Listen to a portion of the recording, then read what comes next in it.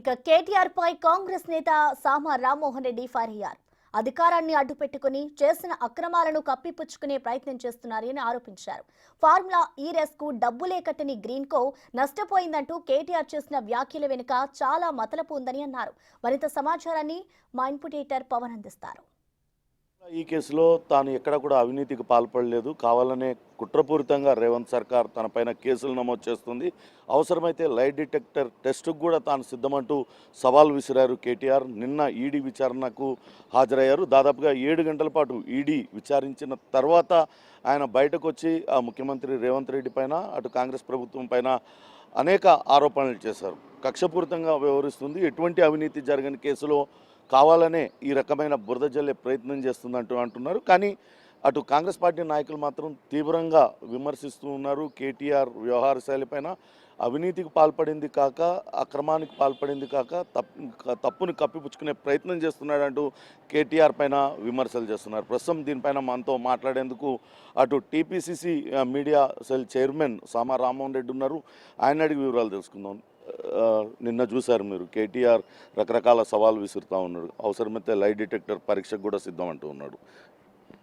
కేటీఆర్ ఆ వ్యాఖ్య చేసేటప్పుడు అవసరమైతే లై డిటెక్టర్ పరీక్షలకి సిద్ధమని అప్పుడే గిట్ట అది ఆయన గిట్ట పెడితే అది కూడా అబద్ధం అని వచ్చేది.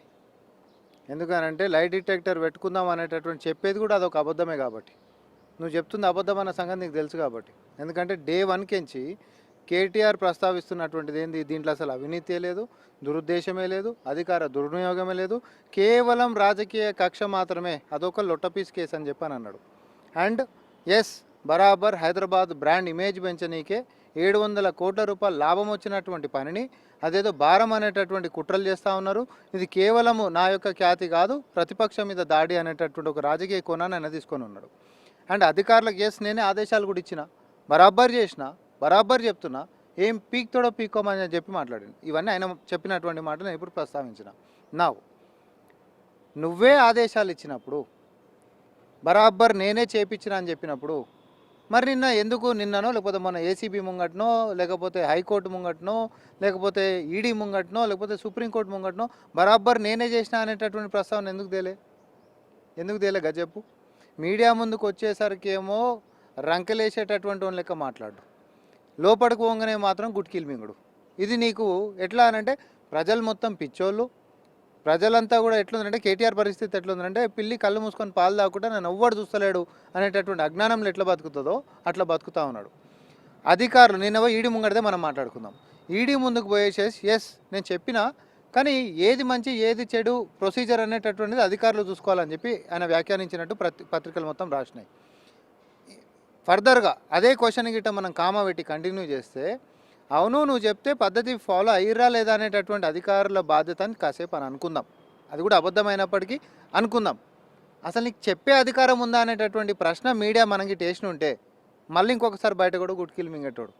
నెక్స్ట్ టైం ఈ డ్రామాలకు ఫుల్ స్టాప్ పడుతుంది. ఎందుకంటే ముఖ్యంగా ఫార్ములా ఈ కార్ రేసు వ్యవహారంలో కాంట్రాక్ట్ వయలేట్ చేసి కాంట్రాక్ట్ తప్పుకున్నది నెక్స్ట్ జెన్ ఏస్ కంపెనీ, గ్రీన్ కో అనే కంపెనీ. దాన్ని ఎఫ్ఐఆర్లో ఎందుకు పొందుపరచలేదు, నా పైన ఎందుకు ఎఫ్ఐఆర్ చేశారనే ప్రశ్నను కూడా ఆయన లేవనెత్తుతున్నాడు. అసలు ఆయనకి ఈ గ్రీన్ కో కంపెనీకి కూడా సంబంధాలు ఉన్నాయనే ఆరోపణలు మీ కాంగ్రెస్ పార్టీ వాళ్ళు చేస్తున్నారు. దాని గురించి ఇప్పుడు మొత్తం ఎవరు అనేటటువంటిది అందరు రావాల్సినటువంటిదే వస్తారేమో, కానీ ఇప్పుడు ఇంటికి కన్నం కొట్టుకుంటూ దొంగతనం చేసింది సీసీ కెమెరాలో ఒకడు పడ్డాడు అనుకో, వాడిని ఫస్ట్ పట్టుకుంటామా లేదా? ఆ పట్టుకున్నవాని పేరు కేటీఆర్. ఈరోజు జరిగినటువంటి దీంట్లో స్పష్టంగా నువ్వు మీడియా ముందుకు వచ్చి, ఆ ప్రైవేట్ వాడు ఓడో వచ్చి మీడియా ముందుకు వచ్చేసి కేసు గీసని మాట్లాడలేడు కదా. నువ్వు మీడియా ముందుకు వచ్చి బరాబర్ నేనే చేసిన అని చెప్పి మాట్లాడినప్పుడు, బరాబర్ నువ్వే చేసినట్టు కాగితాలు చూపిస్తున్నప్పుడు, ఎవరికి సంబంధం లేదు దమ్ముంటే పీకోండి అని చెప్పి తొడలు కొట్టినప్పుడు, ఖచ్చితంగా విచారణ అనేటటువంటిది పోలీస్ కేసు అయింది, ఏసీబీ యాంటీ కరప్షన్ బ్యూరో కింద దాని విచారణ. ఈరోజు నువ్వేంటంటే ప్రజాప్రతినిధి లెక్క నేను ఏదో బతికిపోతా అని చెప్పి నువ్వు అనుకున్నట్టు నువ్వు, కానీ కాదు, చట్టము అనేటటువంటిది చాలా స్ట్రిక్ట్గా వ్యవహరిస్తుంది అనేటటువంటిది మేము ఒకసారి మళ్ళీ కూడా నిరూపిస్తూ ఉన్నాం. ఇవన్నిటిని అసలు ఆదేశాలు ఇచ్చేటటువంటి అధికారమే నీకు లేనప్పుడు, ట్రైపార్టీ అగ్రిమెంట్ అసలు మీరు నేను ముగ్గురం కలిసి చేసుకున్నాం. ఏం చేసుకున్నాం దీంట్లో? సపోజ్ నేను ప్రభుత్వం, తెలంగాణ ప్రభుత్వాన్ని, మీరేమో ఏసీ నెక్స్ట్ జెన్ అంటే గ్రీన్ కోకి సంబంధించినటువంటిది మీరు ప్రమోటర్స్, అండ్ తనేమో ఏది ఫార్ములా ఈ ఆర్గనైజేషన్ యూకే, ఈయన కార్ రేస్లకు సంబంధించినటువంటి సంస్థ. మీరేమన్నారు, ఆయనను తీసుకొని వచ్చి నేను హైదరాబాద్లో రేస్ ఆర్గనైజ్ చేస్తా, నేను ప్రమోట్ చేస్తా ఈ యొక్క ఈవెంట్ని, కాబట్టి రేపొద్దున దానివల్ల వచ్చేటటువంటి లాభం మొత్తం నాకే అనేటటువంటి బాధ్యత నిబంధనలతోటి మీ రోలు.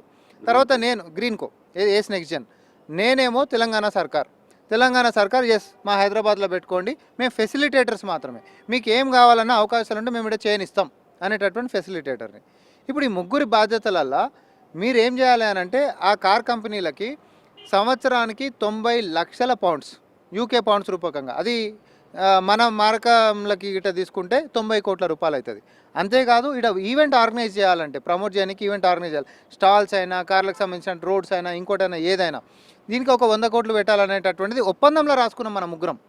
ఓకే, అంటే 190 కోట్ల రూపాయలు నువ్వు ఖర్చు చేస్తా అని ఈ ఒప్పందంలో ఏస్ నెక్స్ట్ జన్ అంటే గ్రీన్కో కంపెనీ నువ్వు ఒప్పందం రాసుకున్నావు. వాళ్ళకి 90 కోట్ల రూపాయలు భారతదేశ కరెన్సీలో ఈడ ఆర్గనైజ్ చేసుకోనికేనేమో 100 కోట్ల రూపాయలు ఖర్చు పెడతావు. నేను ప్రేక్షక పాత్ర పోషిస్తూ నేను ఫెసిలిటేట్ చేస్తా అని అన్నా. ఎస్, మా తెలంగాణకు మంచి జరుగుతుంది అనేటటువంటి ఉద్దేశంతో అని అనుకున్నాను కాసేపు. అక్కడికైనా నేను 17 కోట్ల రూపాయలు రోడ్లకు సంబంధించినటువంటి హెచ్ఎండిఏకి ఫస్ట్ ఈవెంట్లో కూడా పెట్టిన. ఈడ అసలు కథ ఏంటిది అని అంటే కేటీఆర్ బయటకు వచ్చి ఏమన్నాడు, ఫస్ట్ రేసు జరిగిన తర్వాత నీకు నష్టం వచ్చింది, 190 కోట్ల రూపాయలు కట్టేటటువంటి మీకు ఏస్ నెక్స్ట్ జన్కి నష్టం వచ్చింది కాబట్టి బయటికి వెళ్ళిపోయిండు అని అన్నారు.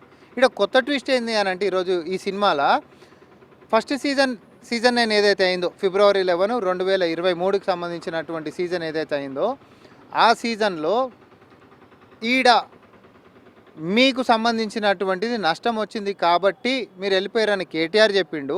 కానీ సీజన్ కంటే ముందే మీరు అలా కట్టాల్సినటువంటి పైసలు ఉన్నాయి కదా, కడితేనే కదా ఈవెంట్ జరగాలి, నువ్వు అవి కూడా కట్టలే. ఇక్కడ ట్విస్ట్ ఇది. అంటే గ్రీన్కో కంపెనీ ఎటువంటి డబ్బులు కట్టకుండానే కొన్ని ఫార్ములా ఈ రేసులో కట్టింది. వాళ్ళు నువ్వు కట్టాల్సినంత అమౌంటే కట్టినప్పుడు కార్ రేసింగ్ జరగదు కదా అసలు సీజన్ 1 కూడా. దానికి ఆధారం మేము దేనితోటి మాట్లాడుతున్నాం అని అంటే ఆ కంపెనీ నీకు నోటీసులు ఇచ్చినటువంటి దాని గురించి మాట్లాడుతున్నాం, పైసల సంగతి ఏమైంది అని చెప్పి. సీజన్ 1 అయిపోయిన తర్వాత కూడా పాత బకాయి అడిగినటువంటి వాటితోటి నేను మాట్లాడుతూ ఉన్నా. అది ప్రముఖ పత్రికల్లో రాసినటువంటి అంశం.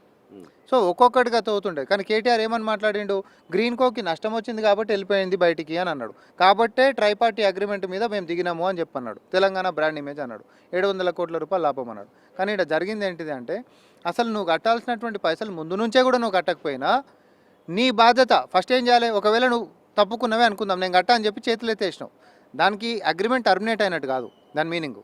ఓకే, నువ్వు బాధ్యత నుంచి తప్పుకున్నట్టు, యూ బ్రీచ్డ్ ద కాంట్రాక్ట్. అర్థమైందా?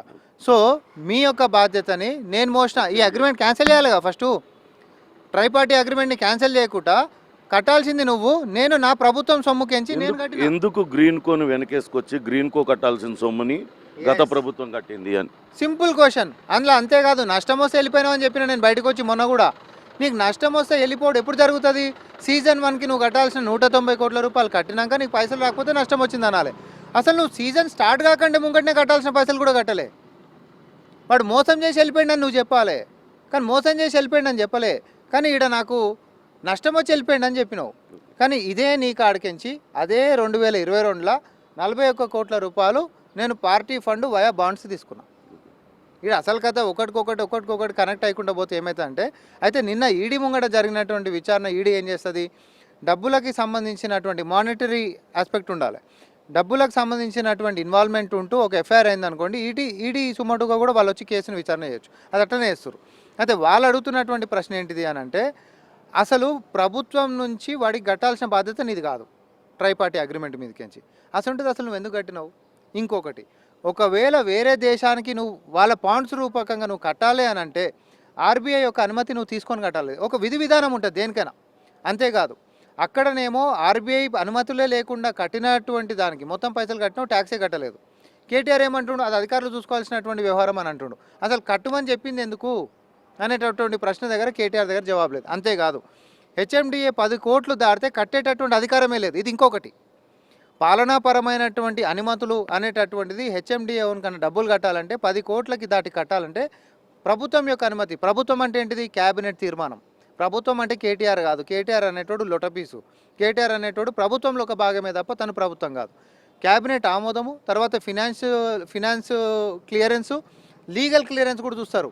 ఇవన్నీ క్లియర్ అయిన తర్వాత నువ్వు కట్టాల్సినట్టు ఏ ప్రొసీజర్ ఫాలో అవ్వాలి. ఒక జీవో లేదు, పాడలేదు, నువ్వు కట్టేసే అని చెప్పి నీ జోబులో పైసలు ఇచ్చినట్టు అధికారులకు చెప్పినావు, వాడు కట్టుకుంటూ వెళ్ళిపోయాడు. ఈడ అన్నీ తెలిసి తప్పు చేసినప్పుడు నేనేం చేయలే, ఇదంతా కక్షపూరితం. మేము అడుగుతుంది ఏం తెలుసా, ఏ దురుద్దేశంతో అన్నీ తెలిసినా డబ్బులు పంపించు అని చెప్పినటువంటి దాంట్లో నీ దురుద్దేశం కనిపిస్తుంది. అధికారికంగా ప్రభుత్వ అనుమతులతోటే డబ్బులు పంపించాలి అని తెలిసినప్పటికి కూడా నువ్వు ఏం కాదు పంపించనేటటువంటి నీ అధికార దుర్వినియోగం కనిపిస్తుంది. అసలు ఎవడో కట్టాల్సినటువంటి సొమ్మును నువ్వు కట్టినటువంటి దాంట్లో నీ అవినీతి కూడా కనిపిస్తుంది. ఇవన్నీ చాలా ఇంత స్పష్టంగా కనిపించినాక హైకోర్టుకి తెలివి లేదు, సుప్రీంకోర్టుకి తెలివి లేదా? నీకు ఒక్కనికే ప్రపంచంలో తెలివి ఉందా? మరి నువ్వే వాదించుకునేది ఉండే. సుప్రీంకోర్టు కాడికి కూడా పోయి వేసిండ్రు, మళ్ళీ కేసు వాపసు తీసుకుంటారు. ఎందుకు వాపసు తీసుకురని ఎవరైనా అడిగితే చెప్పేస్తాడు. వాడిని అమ్మ నా ఫైనల్ రిసార్ట్ కూడా ఈడకి వస్తే దొబ్బేసేసింది. అది అసలు దీంట్లో క్లియర్గా కేసు కనిపిస్తుంటే నీదేందా అని చెప్పి మాట్లాడితే, ప్లీజ్ సార్ నేను విత్డ్రా చేసుకుంటా అంటే విత్డ్రా చేసుకోవద్దని చెప్పింది ఫస్ట్ సుప్రీంకోర్టు. ఎట్లా చేసుకుంటే మళ్ళీ బతిమలాడుకొని విత్డ్రా చేసుకున్నారు. దీంట్లో డొల్లతనం కనిపిస్తుంది, దొంగతనం కనిపిస్తుంది, అవినీతి కనిపిస్తుంది, అధికార దుర్వినియోగం కూడా కనిపిస్తుంది. బయటికి వచ్చి నువ్వు మాట్లాడుతుంటే నీ అహంకారం కూడా కనిపిస్తుంది. బిడ్డ నిన్ను బెండు తీసేటటువంటి పని చట్టం తన పని తాను చేసుకుంటూ పోతుంది. దీంట్లో ఏ కక్షపూరితమైనటువంటి అంశాలు లేనేలేవు. చట్టం తన పని తాను చేసుకుపోతుంది. కేటీఆర్ పాల్పడిన అధికార దుర్వినియోగం అనేది స్పష్టంగా ప్రజలందరికీ కూడా తెలిసిపోతుందంటూ సామా రామ్మోహన్ చెప్తున్న పరిస్థితి.